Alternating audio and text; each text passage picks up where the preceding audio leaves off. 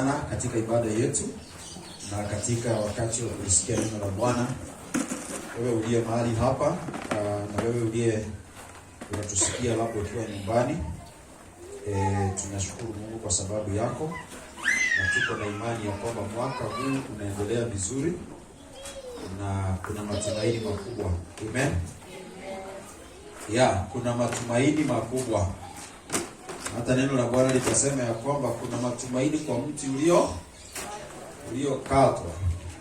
Ukinyesha tu kidogo hivi, basi unachipuka. Na tuko na imani kubwa ya kwamba mwaka huu, kama vile tumesema ni mwaka wa kurejeshwa maradufu, tuko na imani kubwa ya kwamba ili inakaa ilikatwa inachipuka tena kwa jina la Yesu.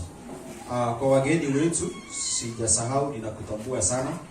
Wewe ambaye ni mara yako ya kwanza kufika mahali hapa, Mungu akubariki sana na tumeshimika kuwa na wewe. We will recognize you even as we go on in the service. Leo nataka kuzungumza kuhusu maombi. You realize ya kwamba tuko Januari, and it is a tradition of every church or majority of the churches to begin the year in prayer. Bwana asifiwe sana. Praise the name of the Lord. It is a tradition ya kwanza mwaka katika maombi, and not only prayers but also prayer and fasting. So today I want to speak about making prayer a routine. Making prayer a routine, ama ile hali ya kufanya maombi kama sehemu yako, ama utaratibu. Utaratibu ni kitu ambacho kinafanywa kila siku, ama on a particular day, but then it's not haphazardly.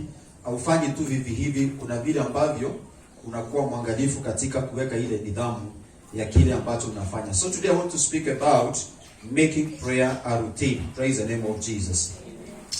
As I've said, this is not a new sermon. Actually, the prayer is not a new sermon.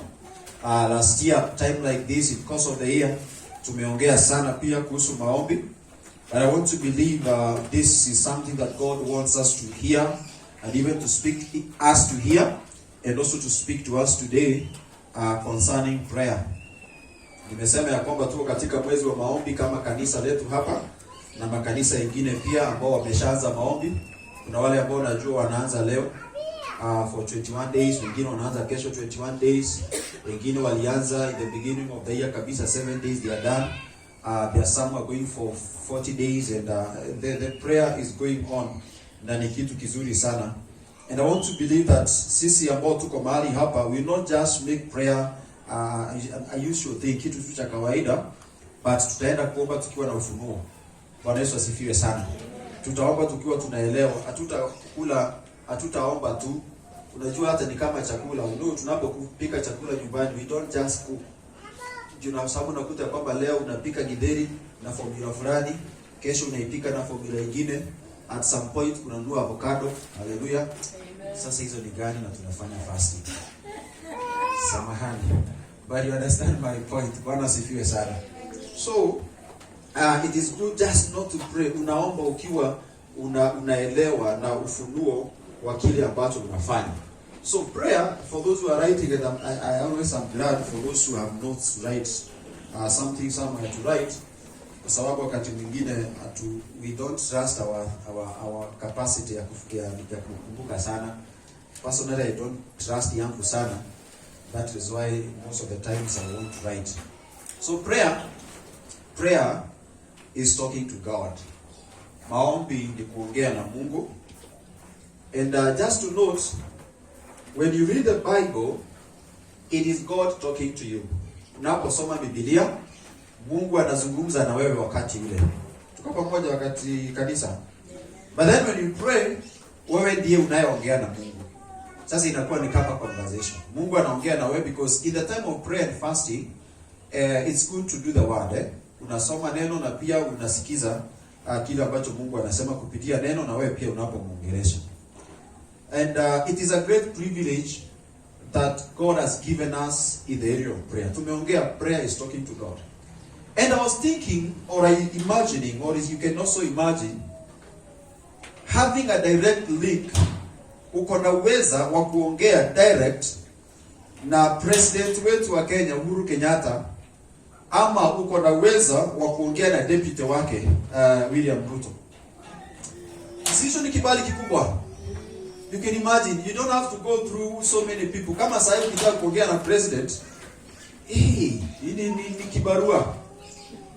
Ni kibarua. Utaanza, unabidi uanze mahali pale chini. Uanze maybe na village elder kupeleka kwa chief akupeleke kwa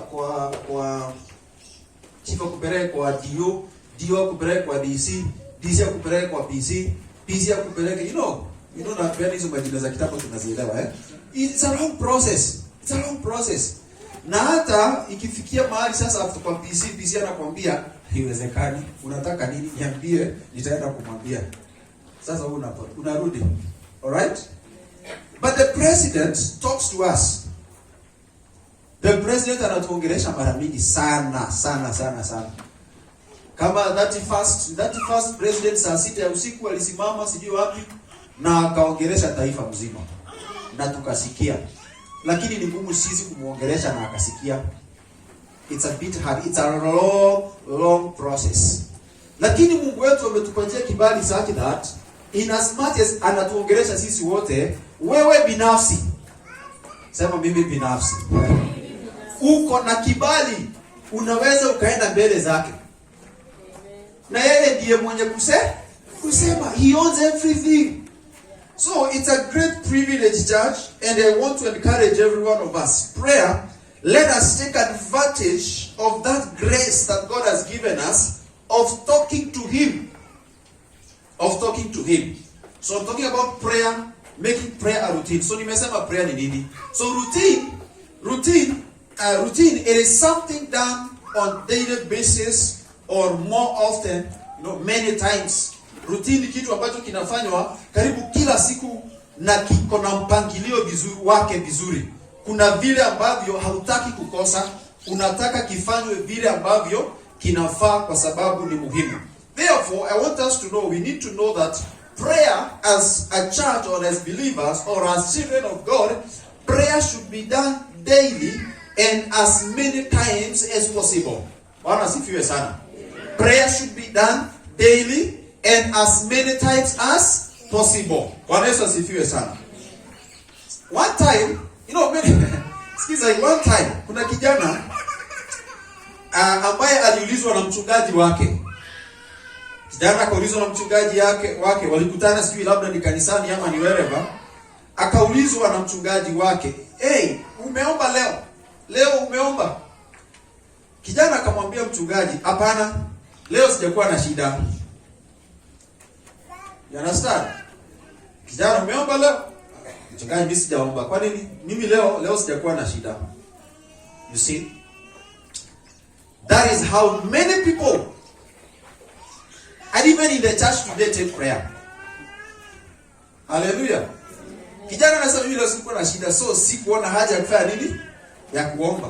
So kwake kijana huyu, wakati tu wa kuomba ni wakati kuna shida. And unfortunately, that is the condition of people today, of the church today, or of the world today. Watu wanakimbia kanisani wakati kuna shida, ama watu wanaomba sana wakati kuna shida. Only when you need. Maybe jamii kumekuwa na maishu, maybe biashara imeenda chini kabisa. Sasa hapo ndio nakumbukaga ile script inasemanga kuna vitu haziwezi toka until prayer and fasting. Ndio sasa unakumbuka, na sasa ni kutoka Januari ni mwezi wa 9, unakumbuka kwa nini biashara haiendi? Kwa nini ninangangana hivi? Kwa nini? Maybe hujakuwa ukiomba, umekuwa unaomba ile chakula ya kuombea chakula, ya kushukuru kwa sababu ya chakula, lakini inapofika umesukumwa sana unakumbuka. May God help us to make prayer a routine. Bwana asifiwe sana. Mungu atusaidie tufanye maombi kuwa ya kufanya kila wakati. And I'm going to show you when and when not to pray. If at all there is when not to pray. Bwana asifiwe sana. So, let me say this just, watu wa Mungu. It is wrong. And as a matter of fact, it is not even wrong. It is sinful not to pray. Hallelujah. Mumesikia hiyo? Ni vibaya na ni makosa, na zaidi ya makosa na vibaya, nafikiria ni dhambi kwa mtu wa Mungu kukosa kuomba. Bwana asifiwe sana. Kuna watu wanaitwa Waisraeli. Waisraeli ilifika wakati mmoja, wakati wa Samueli, wakataka mfalme. Samueli amekuwa na wao kwa muda, na ni kama sijui walifika wakachoka na yeye ama ni aje. So ikawa wanataka mtu mwingine, na wakamwambia Samueli, tuchagulie mfalme mwingine, tupatie mfalme mwingine ambaye atakaye tuongoza. Na yeye Samueli hakukataa, alisema fine, mmeitisha mfalme ni sawa. Mimi mfalme nitawapatia. Mimi sina shida, mfalme nitawapatia. In 1 Samuel chapter 12 from verse 17, sina muda wa kuongea kuhusu the story in the whole of that chapter. But in verse 17, Bible inasema hivi, it's a dry season, isn't it? But I will pray, and the Lord will send thunder and rain. When this happens, you will realize that you committed a great sin against the Lord when you asked him for a king. Now, mistari iliyo hapo juu, Samueli alikuwa anawaeleza Waisraeli na kiongozi waliotaka ni vizuri waweze kumheshimu Mungu, waweze kumtumikia Mungu, that is in verse 14, waweze kumtumikia Mungu na waweze kutii amri zake Mungu, Waisraeli wote na kiongozi ambaye Samueli aliwapatia.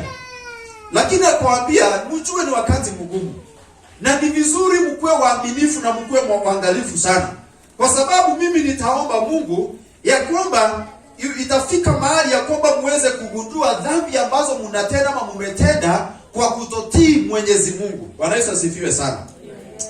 But then, kwa sababu kulikuwa na hali ya kujua ni vizuri mimi niweze kuomba wakati mambo ni mazuri ama wakati mambo si mazuri. Sikiza vile ambavyo Samueli anasema katika mstari wa 18, which is very key here. Samueli anasema hivi, he says, so Samuel prayed, and on the same day the thunder sent, and the Lord sent thunder and rain. Then all the people became afraid of the Lord and Samuel, and they said to Samuel, please sir, pray to the Lord your God for us, so that we won't die. We now realize that besides all other sins we have sinned by asking for a king. So hao watu baada ya vile ambavyo Samueli alisema, wakaona kuna shida. Kile ambacho kitatuokolea hapa ni maombi yako mtumishi wa Mungu. So akamwambia Samueli, fanya nini? Tuombe. Lakini hebu angalia, Samueli angekuwa tu mtu tu wengine tu wa kawaida ambaye hana roho wa Mungu ndani yake, kile angefanya ni kuomba watu wapitie mazito, wafe na wakuwe hawana matumaini. Lakini kuna kitu ambacho ni cha msingi sana, ambacho ndio sababu ninasema ni makosa na ni dhambi mtu wa Mungu naye nisikia leo kutoomba ama kuchukulia maombi kwa mzaha. Verse 23 Bible inasema hivi, as for me, huyu ni Samueli anasema, mimi, as for me, the Lord forbid that I should sin against him by no longer praying for you. Umesikia hiyo? Anasema Mungu, naomba isiwezekane ni ya kwamba ninaweza nikamtendea Mungu dhambi kwa kutowaombea. Umepata hiyo? So kutoomba watu wa Mungu ni dhambi. And especially kwa yule ambaye ametengeneza uhusiano na Mungu, if you do not take prayer seriously and if you do not pray, then what you are doing, it is not right. Someone say, the Lord forbid I don't sin. Mungu nisaidie. Mungu hii isiwezekane ya kwamba itafikia mahali ambapo nitakosa kuwaombea hawa Waisraeli. Wamenikataa, lakini hata kama wamenikataa nitawaombea. Bwana Yesu asifiwe sana. Kuna watu hapa najua ukikazilishwa na mtu hata kanisani, ukikwazwa na mtu hata kanisani, wewe uhusiano wako na maombi, hata ukiomba utakani kuombea watu wa kanisa, ndio mwenye ako pale asikutwe na hiyo maombi. So hiyo una purpose nini hata watu wa kanisa sifanye nini? Siombei kanisa, siombei. Kwa sababu ukiombea kanisa, mwenye ako pale ndani alikukwaza, hata yeye ako hapo. So atapokea kile umeomba. You know, may God help us that we will purpose to forgive and to pray for everyone at every given time in our lives. Praise the name of Jesus. There is so much to pray for, friends of God. Kuna mambo mengi sana ya kuombea. Kuna umuhimu mkubwa sana wa kuomba kwa sababu it is prayer that makes the difference in our lives. Believe it or not. Ni maombi, of course, maombi tunayoomba kwake Mwenyezi Mungu inayoleta mabadiliko na inaleta difference kubwa katika maisha yetu. It is through prayer that our families are living and are surviving. It is through the prayer that our families are going to live the way we desire. Bwana asifiwe sana. Ni kupitia maombi vile ambavyo tungependa kazi zetu zikae, vile ambavyo tungependa kanisa letu likae, vile ambavyo tungependa mili zetu zikae, kile ambacho tungetamani kwake Bwana na hatuna uwezo wa kufanya kupitia nguvu zetu ama mifuko yetu. It is through prayer that we are going to get that which we desire. Praise the name of Jesus. Prayer keeps the fire burning. Bwana sifiwe sana. Moto ama maombi inazidisha, inaendelea kuhakisha moto ndani yetu, moto katika madhabahu haya. Bwana sifiwe sana. Praise the name of the Lord. Now, in the Old Testament, sacrifices were physical. You know, sacrifices ambazo watu walikuwa wanafanya, majority, actually most of them were physical sacrifices. Watu wangekuja na kondoo ama mbuzi wazuri, wanaleta kwa madhabahu ama mahali ambapo wanaset aside kama madhabahu, na wanatengeneza kuni vizuri, kuni nzuri mingi zimekomaa vizuri, na wanawakisha moto pale, na wanatoa zile ng'ombe, zile kondoo na mbuzi, wanazitoa dhabihu mahali pale. Na katika Leviticus, I want us to look into that, or you can write. The Bible says in the book of Leviticus, Leviticus chapter 6, from verse 8, look at that.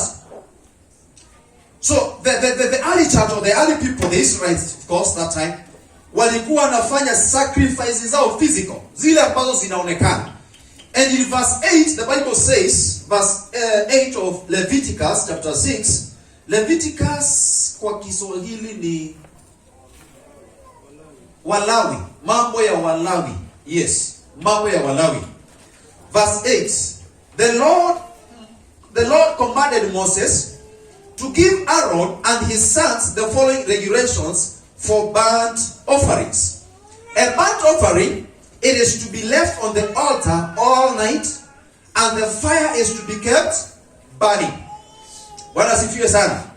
Then the priest, wearing his linen robe and linen shorts, shall remove the greasy ashes left on the altar and put them at the side of the altar. Then he shall change his clothes and take the ashes outside the camp to a ritually clean place. Verse 12. Look at that. Verse 12. The fire on the altar must be kept burning and never allowed to go out. Every morning the priest shall put firewood on it, arrange the burnt offering on it, and burn the fat of the fellowship offering. Verse 13. The fire must always be kept burning on the altar and never allowed to go out. Now that is the Old Testament church in the time of Moses, Aaron, and many other priests. So Mungu akamwambia Aroni ama Moses vile atakavyoambia Aroni na makuhani wengine watakavyofanya, ndiposa katika mahali pa madhabahu moto isipoe, kwa sababu wakati moto ilikuwa inaendelea kuwaka ndivyo dhabihu zilikuwa zinateketea.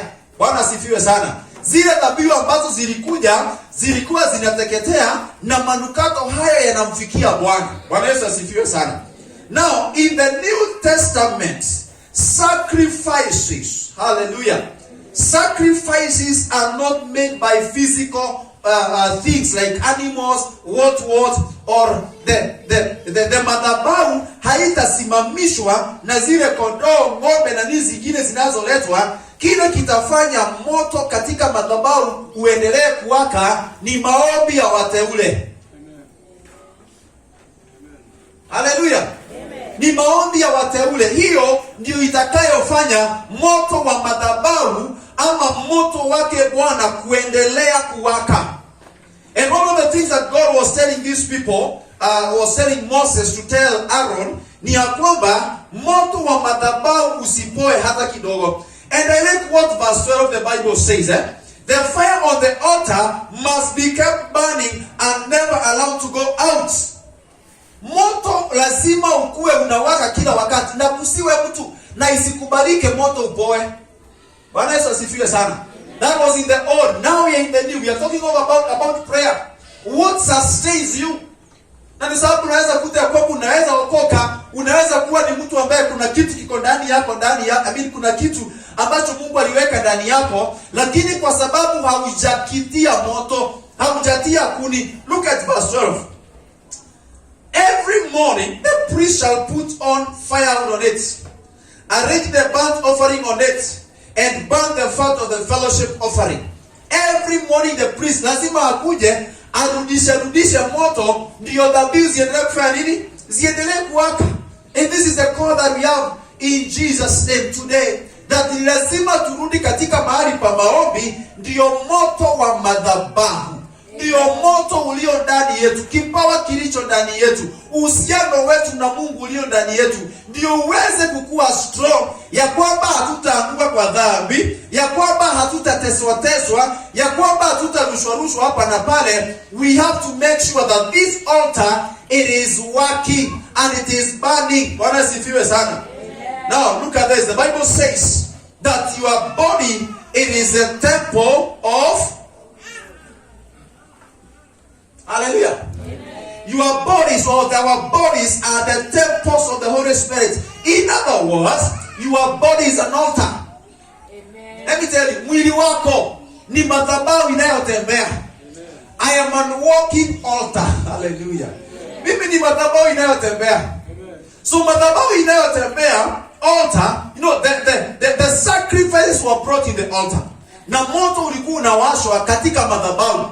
Ndio kile ambacho kinawekelewa pale katika yule moto ama katika ile madhabahu, scent yake, manukato yake iweze kusikika na ifikie nani? Mwenyezi Mungu. Bwana Yesu asifiwe sana. So if the altar, moto ama the altar ilikuwa inakuwa fande, inaongezewa moto, huu mwili wangu ambao ni madhabahu utaongezewa moto na nini leo? Utaongezewa moto na maombi. Na nikujua kwamba makuhani, the Bible says, these people were told this by Moses, they were the priests of the Old Testament. Bwana asifiwe sana. They were the priests, walikuwa makuhani. Let me tell you, kasa kuna mtu anasema makuhani hao ndio wanafanya hiyo kazi, wachungaji tuombeeni sana ndio ile madhabahu yetu nini ikuwe na moto. Hapana. The Bible says that you are royal priesthood. Amen. So wewe ni priest pia. Amen. Ni vile hauna hiyo office kama yangu labda, lakini you have the privilege of a priesthood. Amen. Umeniangalia ni kama pasa? Hapana. First Peter, angalia First Peter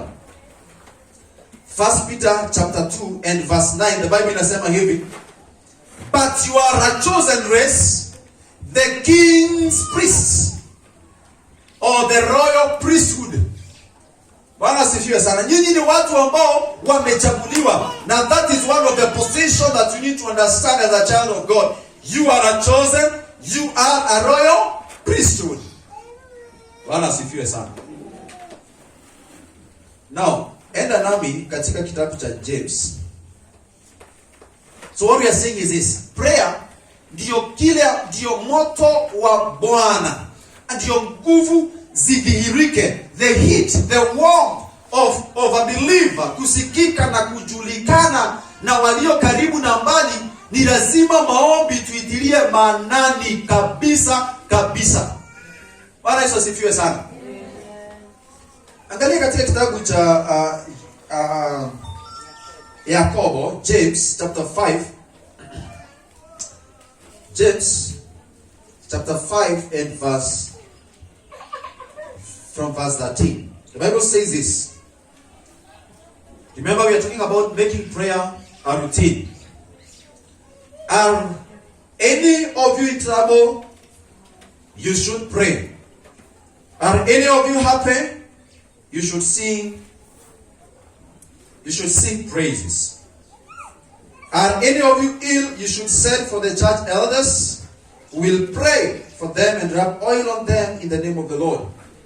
This prayer made in faith will heal the sick. The Lord will restore them to health, and the sins they have committed will be forgiven. So then, confess your sins to one another and pray to one another, so that you be healed. The prayer of a healed person, of a good person, has a powerful effect.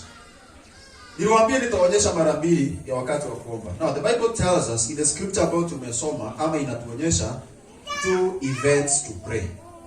2 events to pray, ama nyakati mbili ambapo unafaa kuomba. You remember the old boy ambaye aliulizwa na mchungaji wake kwa nini hajaomba, kama ameomba leo akasema hapana.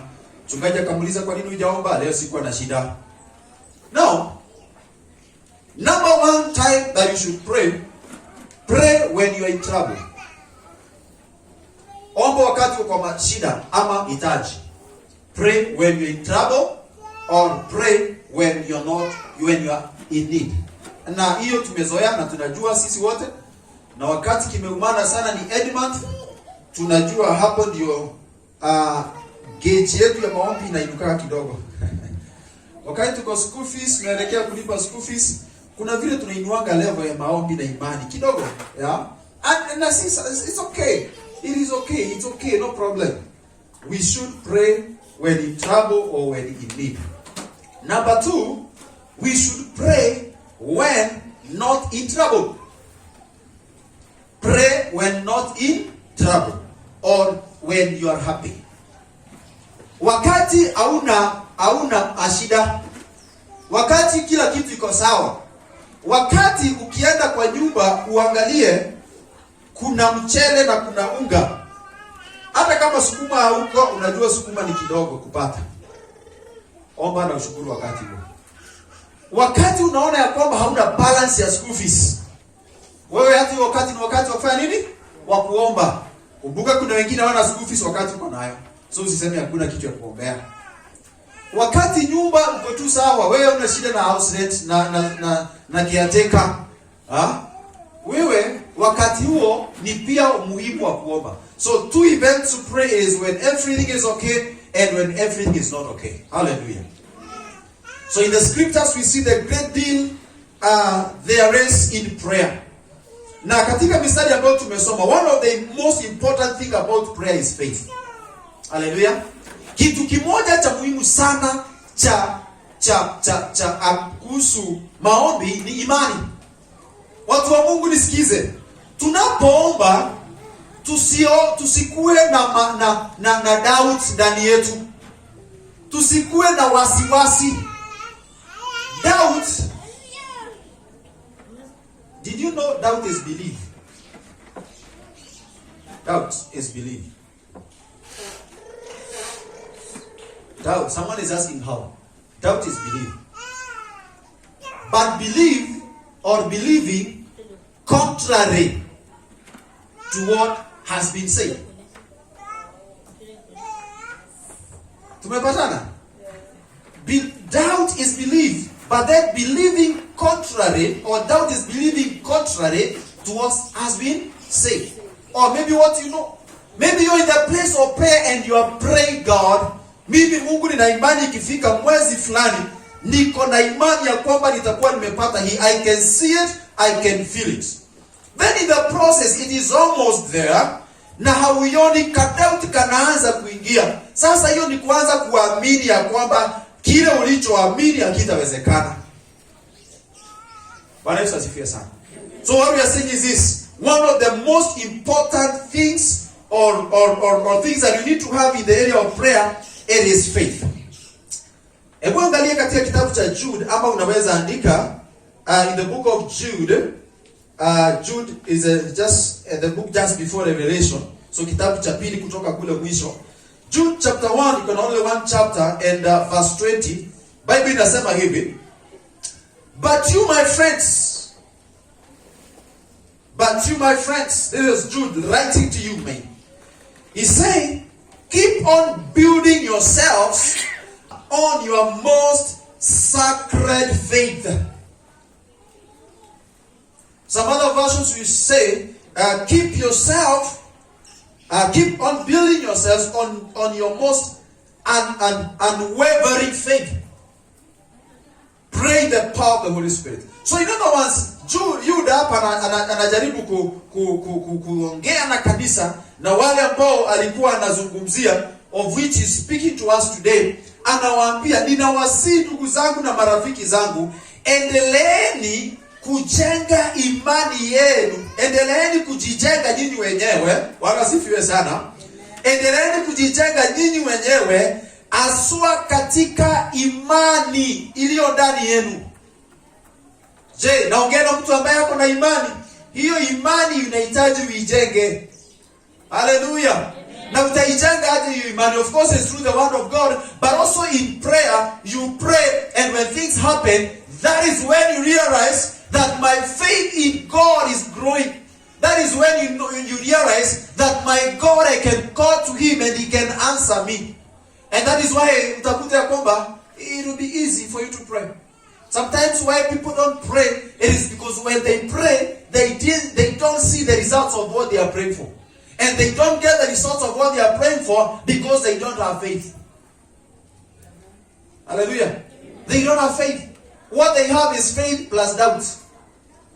It is faith plus doubt. Nimeclear hiyo nafikiria. Juu hapo kuna mtu angesema, pastor, mimi naaminingi. Ni kweli unaaminiki, lakini unasahau kidogo, unaweka doubt. Bwana sifiwe sana. That is what makes so many to lag behind. And may God help us that we are purposing this year that we are going to grow in faith. And as we grow in faith, prayer ni lazima akue hapo karibu na sisi. Bwana Yesu asifiwe sana. That is what is going to cause us to get to the level that God wants us to be. That is what is going to cause whatever has been stolen in a judgment kwetu. We are talking of the year of restoration, double portion restoration. But restoration will not just come. Urejesho hautakuja mimi nikiwa tu nimekaa when business is as usual. No. Okay. Si ya kwamba unafanya mazuri sana ndio Mungu akurejeshe, lakini kuna kile ambacho wanataka ufanye ndipo afanye nini? Akurejeshe.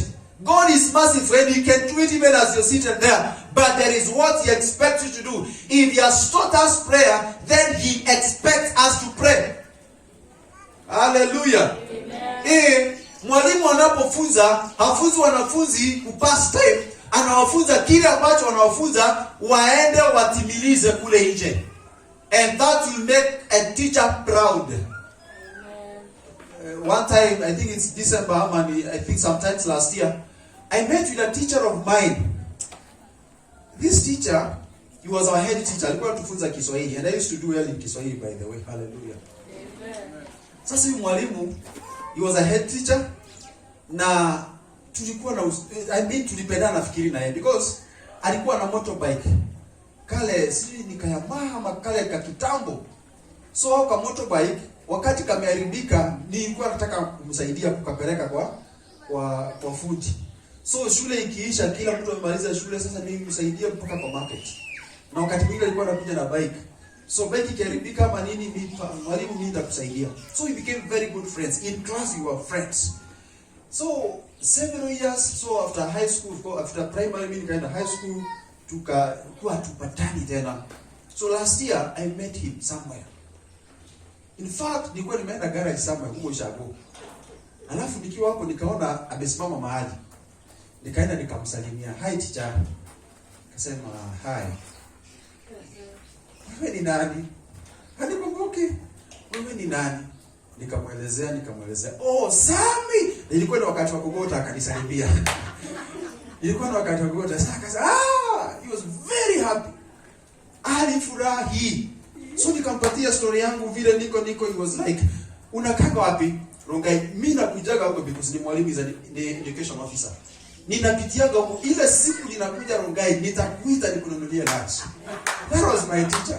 Sasa naishinda mimi ataninunulia au mimi nitakununulia. Tutajua akikuja. Praise the name of the Lord. What I'm saying is this. There are things, watu wa Mungu, there are things that have to happen in the place of prayer. Kuna vitu, kuna mabadiliko. Kuna mabadiliko ambayo Mungu anaendelea kuleta ndani yetu. Na ataleta kwa sababu yeye ni mwaminifu katika hali zote. So, the Bible says in verse 15 of, let's get back to James. James chapter 5. James chapter 5. Verse 15, the Bible says, talks about the prayer made in faith. The prayer made in faith. The prayer made in faith will heal the sick. Will heal the sick. In other words, the prayer made in faith will restore health into someone who was unwell. Bwana sifiwe sana. Na sasa tunaongea kuhusu imani, watu wa Mungu. Imani katika kile tunachoomba. So mwaka huu tusimalize kwa kusema ya kwamba nimekuwa ninaomba and there's nothing that has been happening. Tusiombe na tufikiria kwamba what we be trusting God for, it is taking too long. No. We have to add faith into our prayer. It is prayer that makes a powerless man powerful. Amen. Hallelujah. Amen. It is a prayer that makes a powerless man powerful.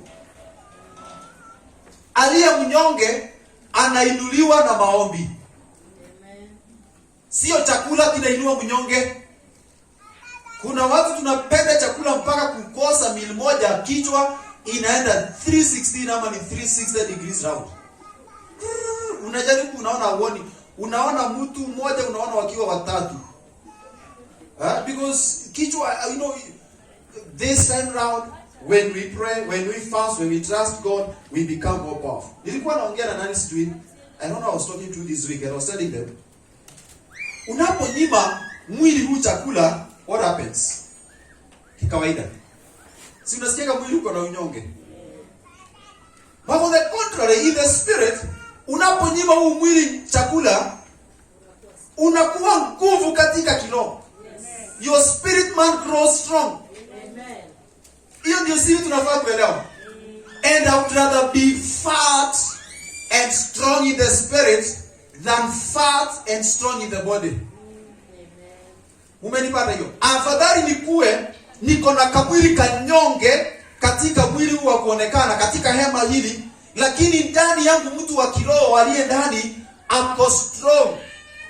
Praise the name of Jesus. So it is a prayer that makes a powerless man powerful.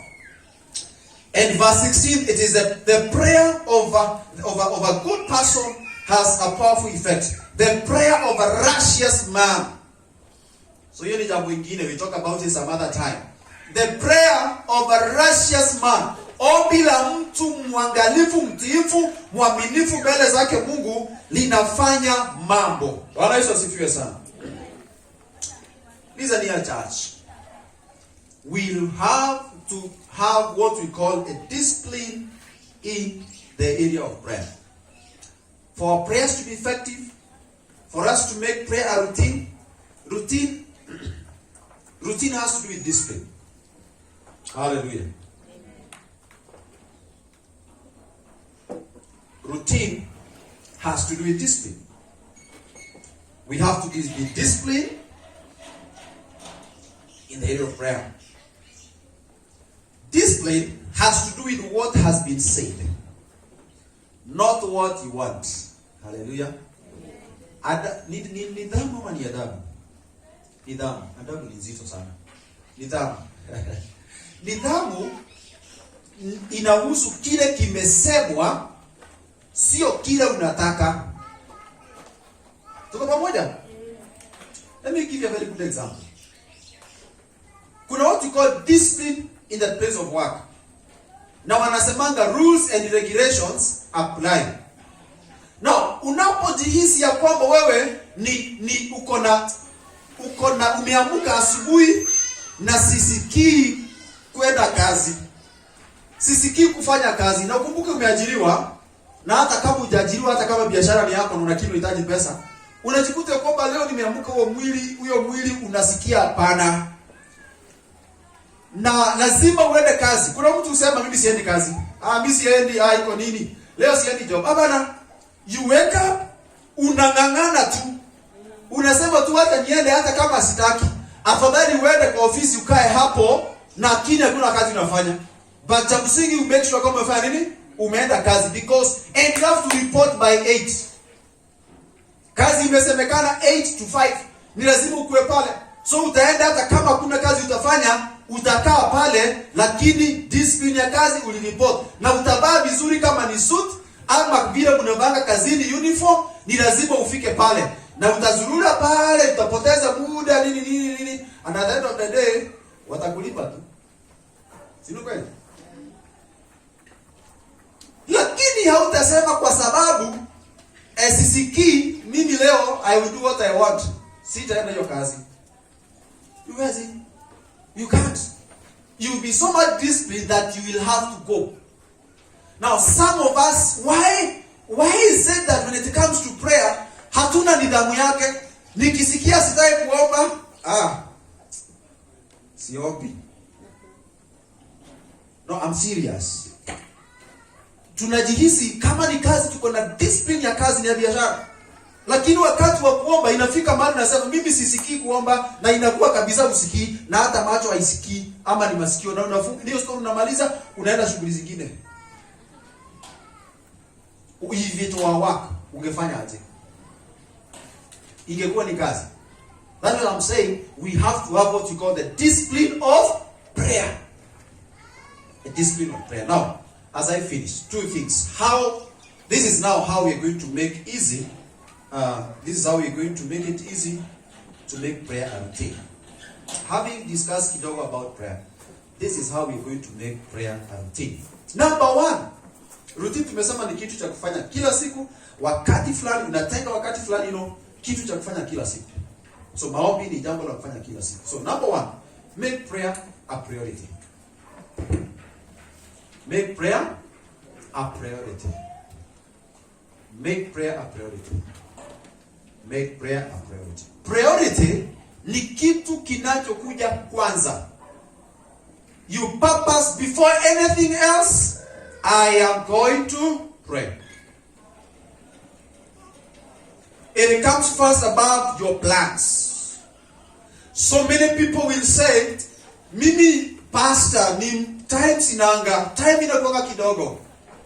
Ni vile ninakuwa na kazi mingi, niko na usingizi mingi, niko na majukumu mingi, niko na watoto wawili wa kutayarisha kwenda shule asubuhi. Niko na mume wa kutayarisha kwenda shule asubuhi, ama mimi kazi, sorry. Niko na watoto wawili wa kutayarisha kwenda shule, niko na mume wa kutayarisha kwenda shule, niko na nyumba ya kutayarisha, na niko na bibi wa kutayarisha. Pasa hata kama ni wewe, niko na time ya kuomba kweli. Unaweza fikiria ndio, lakini you have to make prayer a priority. Kumaanisha kwamba before you do anything else, you make prayer. There's one man of God, I just desire ninaweza fikia mahali pale, but mahali niko na shukuru Mungu. This man, you say that you would spend 3 hours before in a day before afanye chochote. That is before leaving his house. Kabla atoke kwa nyumba yake, he has to spend 3 hours in the presence of God to pray. 3 good hours. So kama anafaa kutoka 5, anaamka saa ngapi? 2 ama ni 3. Kama anafaa kutoka kwake 8, he balances his time of prayer. He makes prayer a priority. And imagine the outcome that can be in your life as a believer if you make prayer a priority. Some of us tunapenda kulala sana. Na sijasema kulala ni vibaya. In fact, the Bible says God gives sleep to those he loves. Mungu anapea usingizi wale anafanya nini? Anapenda. Lakini si usingizi ulale kila wakati. Mchana na usiku, hapana. Praise the name of Jesus. Amen. So we have to make it a priority.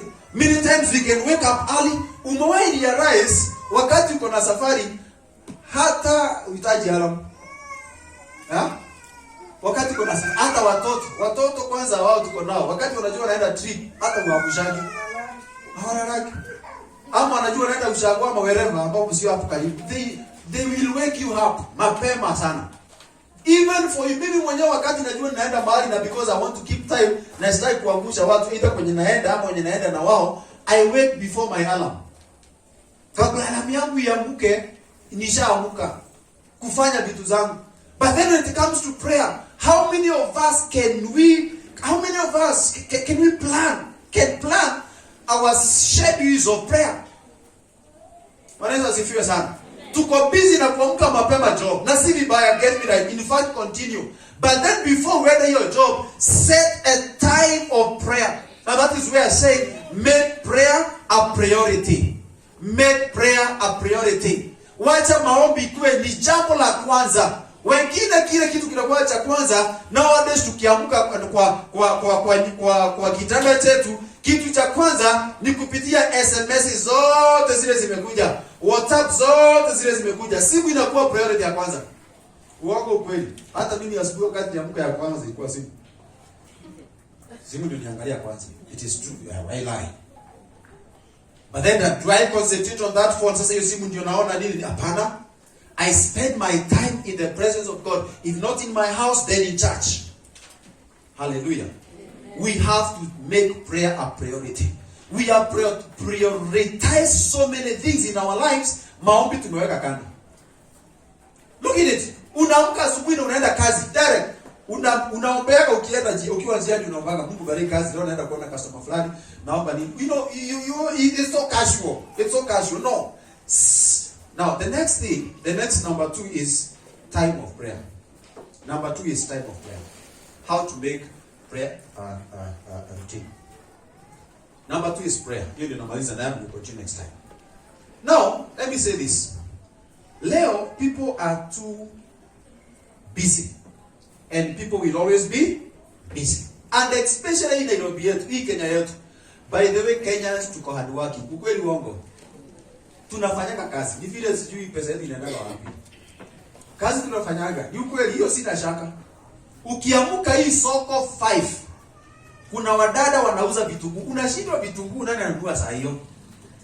Na ni kitunguu sio wholesale. Unajua wholesale ndio wanakuja wanabeba wanapeleka. Lakini kuna hapa kwa me have ever witnessed vitu kidogo tu ni za ile unakujaga nguo ya kwenda kupika, sio za kwenda kuuza. Maembe saa hiyo. Na ni mtu anauzia watu wakuja kununua 2 ya kwenda kula kwa nyumba, si ya wholesale. Unauzia nani saa hiyo? But utakuta soko wadada wa mama kwa wazee saa 9 na tutaa. Nowadays ukienda unaweza fikiria ni town. Ni mall fulani. Taa zimepanga kutoka mpaka kule usiku ya masaa 9, saa 10, 5, 6. Those people you look at them, you admire the hard work. Unapenda, hadi you love it. Bidii. And God will continue to bless you. Ndio kuna wafanyikazi wako hapa. God awabariki hiyo biashara mnafanyanga. It's amazing and may God continue to bless you, and I'm serious about it. So, people are busy now working and watu asubuhi, kuna wengine ukienda kwa hizi mahali watu wame unakutaka watu wako keeping fit asubuhi. Keeping fit asubuhi. Kukimbia, kutengeneza misuli. People are on schedule. Wameweka masaa. Nikiamuka hii masaa between 6 to 5 nakimbia 5 kilometers, narudi najitayarisha naenda nyumbani. Bwana asifiwe sana. Programu yako iko aje mpendwa? Let me ask, na usinijibu. Hebu program unaamka, schedule yako iko aje? Ukiamuka, nasikia vijana wanazana pale mnaamka saa ngapi? Ni sawa. But then everything else for you is on schedule. Why not prayer? Bwana asifiwe sana. Niliongea na our brother John there. Kaniambia masaa yake iko hivi, anapelekaga watoto shule masaa fulani. I only wish John akona masaa ameweka ya maombi. I know he has. I only wish you are before upeleke watoto shule, before utengenezee watoto breakfast. Na hii jambo ya kuamka mapema ati niko na haraka sana naenda kutengeneza breakfast. Hiyo ni uongo wa kujitengenezea. Okay, this is from me. Sio Bible, it's me. Bwana asifiwe sana. Let's prepare. Let's set time for prayer. Time for prayer. Na sasa tuseme kwamba mimi naamka wakati najisikia. Hapana. Set. Kama ni 5 to 5:30, weka hiyo time. Sasa kama ni 6 to 7, weka hiyo time. Because there are things that prayer does. Prayer inaletanga ulinzi wa Mungu. Maombi, kuna breakthrough fulani maombi inaletaga, and especially when we are disciplined on a certain time of prayer. Kuna mchungaji ambaye napenda kumsikia, alikuwa anaongea kuhusu maombi one time. And he gave a story, a true story of this boy. And he was giving a story of a boy in Korea. Na akasema hivi, kulikuwa na mahali kulikuwa na vita kubwa. Maybe you've heard this story. Na sasa kuna soja mmoja ameumia miongoni ama katikati mahali vita imekolea sana. Ako mahali haonekani lakini ako kwa hatari. So huyu mkubwa wa kikosi akaambia kikosi alichokuwa naongoza, so and so hapo mahali kwa hatari, na ninataka mjipange vile ambavyo mtaweza kwa wakati ambao itawezekana, mwende mchukue yeye mumulete, mumuokoe. Sasa wakasema watajaribu, lakini pale miongoni mwao kulikuwa na kijana mmoja. Kijana huyo mmoja akasema, akaambia yule mkubwa, ninaomba ikiwezekana, ninaomba mnipe nafasi, mimi nitaenda kumuokoa huyo soja. Kiongozi akasema, tutakubalisha, lakini ni hatari sana kwako, kwa sababu ukienda hauna ujasiri wa silaha nini, kuna uwezekano utamalizwa. Lakini kijana akasema, ninaomba mnipatie, lakini sitaenda saa hii. Nipatieni ikifika saa 3 asubuhi, saa 3 nitaenda. Saa 3 ikifika mimi nitaenda. Haya, akaambia okay sawa. Wakati saa 3 ilifika, kijana ndio yeye akaenda. Wakati anaenda, risasi zinarushwa, zinapita kwa kichwa yake, kwa kando yake anaziepa, na finally akafikia ile soja. Wakirudi, risasi bado zinarushwa kidogo. Wamekuja kwa kambi, ameleta the agent officer na amechukuliwa, ameenda kupelekwa hospitali. So watu wakashindwa, hey, how? Young man, umeletaje huyu soja na vile marisasi na hukuwa umejihami, imekuwaje? And also tell us, wakati uliniambia unataka mambo ya saa 3 usiku, nataka kukuuliza, lakini hebu niambie, kwa nini ulikuwa unasema unataka kwenda saa 3 asubuhi? Kijana akasema, nilisema anataka kwenda saa 3 kwa sababu nilijua huo wakati mama yangu atakuwa akiniombea. Na mama yangu mahali yako atakuwa akifanya nini? Akiniombea. And that was where the victory of this boy was. Saa 3 hakusema niende saa 2. Ama wakati niliambiwa ninaomba tu saa 3 nitaenda. And sure, and it's a true story, right? It's your story. And for sure the boy went, na akakuja na nani? Na the wounded soldier. Set time of prayer. I remember one time, I think I gave that story here. I think 2 years ago. Yes, 2 years ago. Niko kwa nyumba around 4. Nikiomba. And then I felt to pray for this sister. Afraid I know. This lady was expectant. Na ni kama muda wake wa kupata mtoto alikuwa uko tayari. Lakini bado hakuna ishara. So nikasikia mzigo mkubwa sana wa kumuombea. Nikaombea yeye, nikaombea mtoto, nikaombea daktari, nikaombea ile gari itapeleka hospitali, nikaombea kila kitu, madaktari wale watamshughulikia kila kitu. Na sasa yako home. Nilikuwa najua kwa home. So the following day, actually the same day, kitu saa 3, nikawa naongea na my sister.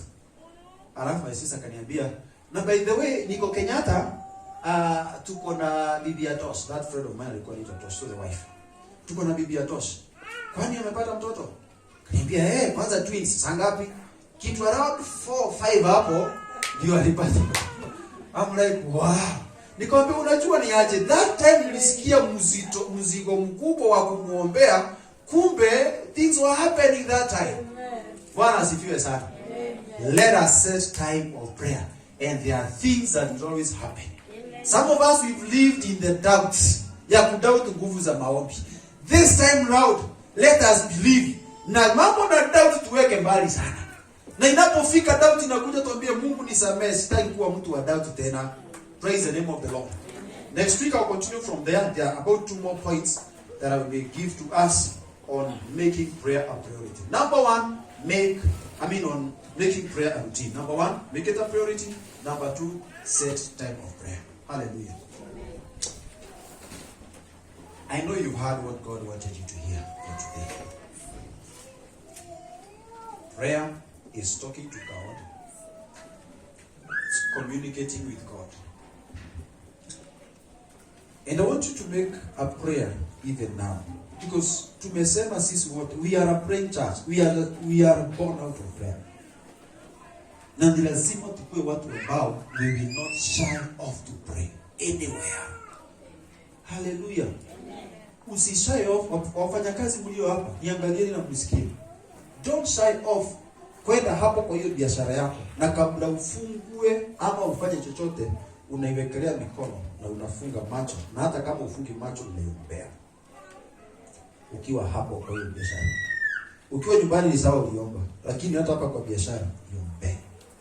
Kuna ndugu kwa hapa ananifurahisha kwa sababu mahali akienda site kwa mjengo wa aina wowote ule, ikuwe ni site kubwa, inatoka hapo ikiwa kanisa. Kuna wakati inatoka hapa ikiwa kanisa. Yeye alimaliza yake, so kwa sababu alianzisha maombi. Before kazi ianze, maombi. Na kazi ikiisha, hata kama kuna wenye watakuwa wameenda tuombe, na hata kama tumesahau kuomba tukimaliza. Lakini tukianza, and with the time it happens to be a habit. People have to pray. Usiogope, kwani wachawi watu wengine wanakuja kufanya vitu zao mkiona. Anakuja kufanya vitu zake mkiona, wao unaogopa, na hapa ni genuine. Yours is genuine. Yake sio genuine. So don't fear. Pray in the public. Pray in the private. Father, in the name of Jesus, ninakushukuru kwa sababu ya neno lako. You're speaking to us and telling us to make prayer a routine. Hata hatujaenda kuweza kuona vile ambavyo wewe Yesu mwenyewe ulifanya maombi. But I want to believe you will teach us even this week. Thank you for your faithfulness, and thank you because niko na imani kubwa neno hili Bwana litabadilisha jinsi ambavyo tumekuwa tunachukua maombi. Wengine tumekuwa very casual na maombi. Tunaomba maombi ya kupitia tu. We are not serious about it. But I am praying today, in the name of Jesus, we will make prayer a routine. We will be serious on prayer. This boy was so serious that he knew at a certain time the mother will be praying for him. And that is a victory where it came. So even for us, God, help us to set aside time, schedule times of prayer. And I know as you once see the prayer of a righteous man, it is powerful and it is effective. May you also help us to be effective in our prayers and to walk in righteousness. In Jesus' name we pray. Kwa jina la Yesu tumeomba. Nakuombea Mungu akupe neema ya kuomba.